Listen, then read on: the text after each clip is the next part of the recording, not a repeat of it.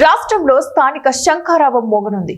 వచ్చే ఏడాది మార్చి 17కి మున్సిపల్ స్థానిక సంస్థల పదవీకాలం ముగియనున్నందున ముందుగా ఎన్నికలకు సిద్ధం కావాలంటూ రాష్ట్ర ఎన్నికల కమిషనర్ నీలం సాహ్ని పురపాలక పట్టణాభివృద్ధి శాఖ ముఖ్య కార్యదర్శికి బుధవారం లేఖ రాశారు.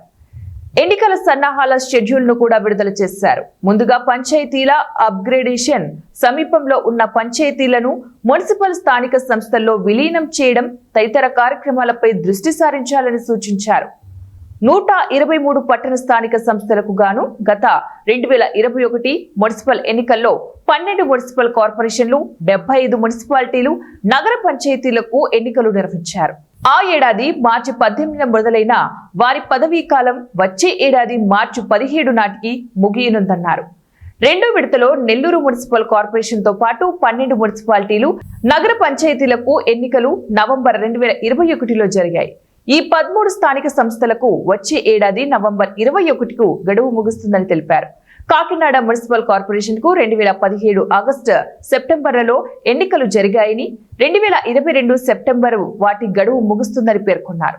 మిగిలిన శ్రీకాకుళం, రాజమహేంద్రవరం, మంగళగిరి, తాడపల్లితో పాటు 19 మున్సిపాలిటీలు, నగర పంచాయతీలకు న్యాయపరమైన సమస్యల వల్ల ఎన్నికలు జరగలేదని పేర్కొన్నారు.